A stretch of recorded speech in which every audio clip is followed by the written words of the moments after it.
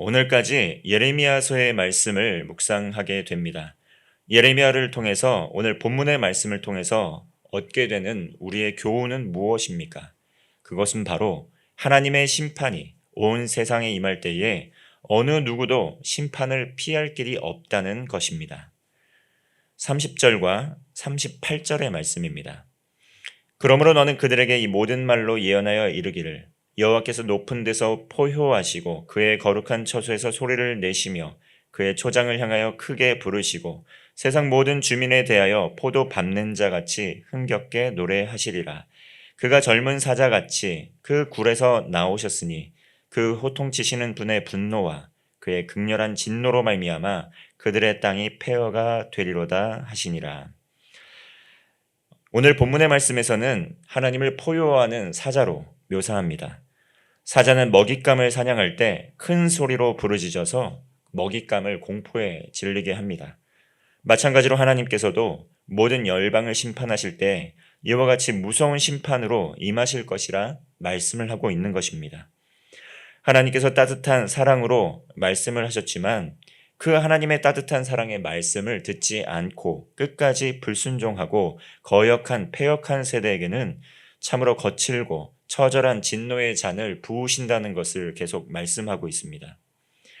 하나님께서는 30절 말씀에서 또한 자신을 포도 밟는 자로 비유하시면서 심판하실 때에는 그들을 대적하는 자들을 또 심판하시면서 흥겹게 노래할 것이라 말씀합니다. 그들의 불순종을 완고함을 쳐부수고 또 완전히 멸하실 것이라는 말씀입니다. 하나님께서 악인들을 심판하실 때 기쁨으로 즐겁게 심판하실 것이란 말씀으로 이것을 한 것은 아닙니다. 그때에 그렇게 조롱하던 대적들을 끝까지 불순종하고 끝까지 돌아오지 않으면 또 포도 밟는 자와 같이 그러한 심판으로 그들에게 보복할 것이라는 말씀입니다. 하나님께서 이렇게 하셔야 되는 이유는 끊임없는 회개의 선포에도 불구하고 완악하여 끝까지 하나님을 대적하고 거역하는 이들을 향한 경고의 말씀입니다. 32절의 말씀입니다. 만군의 여호와께서 이와 같이 말씀하시니라. 보라, 재앙이 나서 나라에서 나라에 미칠 것이며 큰 바람이 땅 끝에서 일어날 것이라. 하나님께서는 모든 악을 심판하시는 정의와 공의의 하나님이십니다. 하나님께서는 포효하는 사자처럼 또 포도를 짓밟는 자처럼 하나님을 거역한 나라들을 열방들을 심판하실 것이라는 겁니다. 그러나 오해하지 말아야 할 것은 무엇입니까? 하나님께서 즉흥적으로 이렇게 철저하게 심판하신 것은 아니라는 것입니다. 하나님께서 끝내 이렇게 심판하시기까지 우리는 얼마나 오랜 기간을 하나님께서 참으셨는지 그것을 기억해 보아야 합니다. 그리고 얼마나 많은 선지자와 하나님의 사람들을 통해 경고의 말씀을 하셨는지 그것을 되돌아 보아야 합니다. 오히려 하나님께서 말씀하신 바를 행하지 않으신다면 하나님께서는 정의와 공의의 하나님이 아니고 거짓의 하나님이 되고 말 것입니다. 하나님의 사람들이 거짓 선지자가 되고 말 것입니다. 오늘날도 세상을 둘러보면 간혹 불법을 저지르는 이들이 하나님의 말씀과는 달리 형통을 누리는 것처럼 보일 때도 있습니다. 특히 이단들도 득세하는 것 같고 왜 이단이 이렇게 계속 교세를 확장하는가? 하나님께서 살아계시는 것이 맞는가? 기독교 신앙은 진실된 것인가? 왜 이단을 하나님께서 심판하시지 않는가? 이렇게 의구심이 들 때도 있습니다. 그러나 하루 이틀을 가지고 또 1, 20년 가지고 우리가 판단하는 것이 아니라 장구한 역사를 보면서 돌아보게 되면 세대를 거듭할수록 하나님을 끝내 거부한 이들은 처참한 결말을 맞이하게 되는 것을 우리는 목도할 수 있습니다.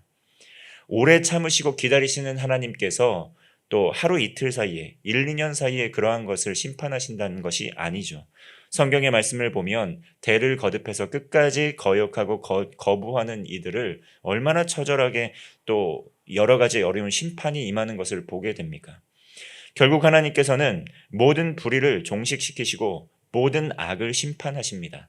악을 행하면서도 나에게는 아무런 일이 없을 거라 자부하고 자고하겠지만 그 다음 세대, 그 후손들이 여전히 불순종의 길을 간다고 할 때 하나님께서 반드시 심판하신다는 것, 그것을 기억해야 된다는 겁니다.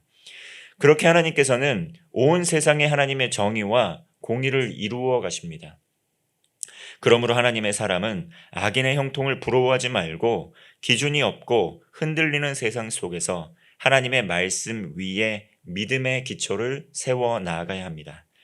그리고 하나님께 시선을 두고 하나님께 소망을 두고 하나님의 뜻을 분별하면서 하나님의 나라를 이루어 가야 한다는 것입니다. 바벨론 포로로 붙들려 가서 이 절망적인 상황에서 멸망하는 것처럼 보였던 유다 백성들도 하나님의 언약과 약속대로 70년이 지나서 예루살렘으로 돌아올 수 있었습니다. 오히려 그들이 좋은 무화과가 되어서 성장하고 또 신앙의 회복을 이룰 수 있는 기회가 되었다는 것입니다. 그러나 끝까지 하나님의 명령을 거역하고 말씀을 조롱했던 이들은 철저한 심판을 당했다는 것을 성경의 역사를 통해서도 알 수 있고 우리는 이 온 세상의 역사를 통해서도 세계사를 통해서도 알 수 있습니다. 얼마나 참혹할지 33절의 말씀과 같이 경고의 말씀을 하고 있습니다. 그날의 여호와에게 죽임을 당한 자가 땅 이 끝에서 땅 저 끝에 미칠 것이나 그들을 위하여 애곡하는 자도 없고 시신을 거두어 주는 자도 없고 매장하여 주는 자도 없으리니 그들은 지면에서 분토가 되리로다. 하나님의 심판의 때에 하나님의 심판을 피할 수 있는 이들이 없다고 말씀합니다. 본문 말씀처럼 그 심판이 임할 때는 어떻습니까? 땅 이 끝에서 땅 저 끝에까지 온 세계를 향한 심판이 너무나 처절하고 너무나 절망적이라는 것을 볼 수 있습니다. 슬픈 것은 무엇입니까? 그때 그 누구도 그들을 위하여 애곡하는 이가 없을 것이다. 그리고 시신을 거두는 이도 없을 것이다. 그리고 매장하는 이도 없이 그저 먼지와 같이 분토와 같이 사라지게 될 것이다 말씀하고 있습니다. 이것이 어떻게 수천 년 전에 일어났던 일로만 끝나겠습니까? 오늘날 돌아보면 전 세계적으로 우상 숭배가 끊이지 않고 있습니다. 이유를 알 수 없는 갑작스러운 재앙, 전쟁으로 인해 고통받는 이들이 참으로 많습니다. 그리고 참혹한 전쟁 중에 죽고 죽이고 아직도 수많은 사람들이 목숨을 잃고 있지만 성경의 말씀처럼 먼지처럼 이름도 없이 빛도 없이 사라지고 있는 생명들이 참으로 많다는 것, 오늘날도 반복적으로 일어나고 있다는 것 기억해야 됩니다. 세계사를 돌아보면 근현대사를 돌아보면 세계 1, 2차 대전, 또 홀로코스트, 또 한국전쟁, 베트남전쟁, 중동전쟁, 또 캄보디아의 킬링필드와 같은 엄청난 수많은 전쟁이 끊이지 않았습니다. 그리고 지금도 끊이지 않는 각 나라의 내전들로 인해서 많은 영혼들이 죽음을 맞이하고 있습니다. 현재 우크라이나와 러시아의 대규모 살상 전쟁이 아직도 계속되고 있습니다. 또 이러한 전쟁 앞에서 오늘 성경의 말씀이 떠올려진다는 것입니다. 얼마나 수많은 또 생명들이 무력 앞에서 한 생명의 가치가 얼마나 보잘것없어질 수 있는지 우리는 그것을 보게 된다는 것입니다. 기독교를 탄압한 공산주의는 결국 몰락의 길, 쇠락의 길을 가고 있습니다. 정의와 공의를 우습게 여겼던 하나님을 모욕했던 독재자들은 비극적 결말을 맞이하고 있습니다. 우리와 같은 민족인 북한 역시 3대 세습 독재 정권이 아직도 건재한 것처럼 보이지만 아직도 무고한 이들이 그 때문에 고통을 당하고 있지만 하나님께서는 그러한 악행을 결코 모른 척하지 않으실 것이라는 것을 우리는 역사를 통해 보게 될 것입니다. 34절과 35절입니다. 너의 목자들아 외쳐 애곡하라. 너의 양떼의 인도자들아 잿더미에서 뒹굴라. 이는 너희가 도살당할 날과 흩음을 당할 기한이 찼음인즉 너희가 귀한 그릇이 떨어짐 같이 될 것이라.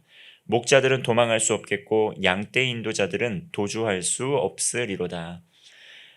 또 하나님께서는 양떼를 인도하는 목자들에게 인도자들에게 더 큰 책임을 물으십니다. 목자와 인도자들은 심판의 날에 도망할 수 없음을 말씀하십니다. 지도자들과 목자에게는 어떠한 것이 있습니까? 그들에게는 큰 책무가 맡겨져 있습니다. 그러므로 지도자들은 특권을 누리는 것뿐만 아니라 책임과 의무, 그것을 중히 여겨야 한다는 것입니다. 먼저 복음의 비밀을 맡은 자로서 아직 믿지 않는 이들을 복음의 빛으로 인도해야 할 책임도 맡겨졌다는 것을 기억해야 한다는 것입니다. 오늘날 여러 곳곳에서 또 재난이 아직도 일어나고 있습니다. 이것을 그저 우연한 사건으로 받아들일 것이 아니라 하나님의 마음과 뜻을 헤아리는 지혜가 필요할 것입니다. 우리나라는 또 어떻습니까? 우리나라에서도 여전히 이상 징후들이 또 보여지는 것을 볼 수가 있습니다. 또 최근에는 코로나19를 통해서 발전한 의학기술과 과학이 얼마나 무력할 수 있는지도 우리는 깨달았습니다. 아무런 조치도 취하지 못하고 하루아침에 가족을 잃은 사람들도 있었습니다. 전 세계적으로 10명 중 1명은 매일 굶주리며 기아에 시달리고 있습니다. 하나님을 멸시하고 국민들의 고통에 귀를 기울이지 않는 목자, 지도자들 때문에 많은 백성들 고통당하고 있습니다. 그리고 그러한 그 지도자들의 무지함 때문에 백성들 또한 무지의 길로 가고 있기에 서로 합력하여 우상 숭배의 길, 불순종하는 길로 나아가고 있기에 많은 고통을 당하고 있다는 것입니다.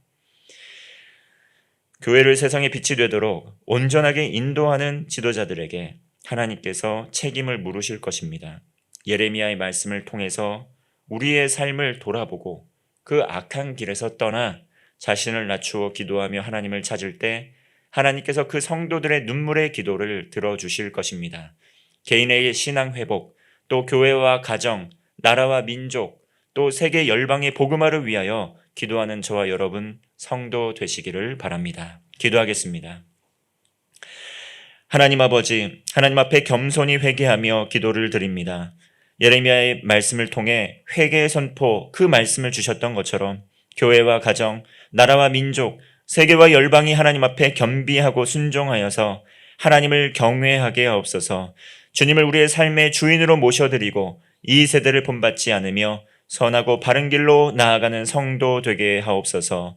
오늘도 우리의 삶에 동행하여 주시고 힘 주시고 능력을 주옵소서. 특별히 교회의 환우들을 기억하여 주시고 육신의 연약함으로 인해 하나님으로부터 떠나가지 않게 하시고 그 마음과 생각을 지켜주시고 온전한 치유와 회복의 은혜 더하여 주옵소서.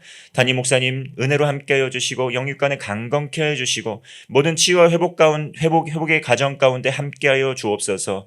교회의 교육자들 붙들어 주시고 선하고 바른 길로 인도할 수 있는 영적 지도력을 발휘할 수 있도록 인도하여 주옵소서. 교회 온 성도들 붙들어 주시고 항존직들 붙들어 주셔서 장로님, 집사님, 권사님의 섬김을 통해 사역을 통해 하나님의 나라가 아름답게 확장될 수 있도록 인도하여 주시고 또 하나님의 말씀으로 하나 되어서 연합하는 마음으로 온 교회 아름다운 교회 성도들이 하나님의 나라를 아름답게 이루어 나아갈 수 있도록 주님께서 동행자가 되어 주옵소서. 오늘도 우리의 삶에 동행하여 주시고 힘 주시고 능력 주시는 예수 그리스도의 이름으로 기도하옵나이다. 아멘.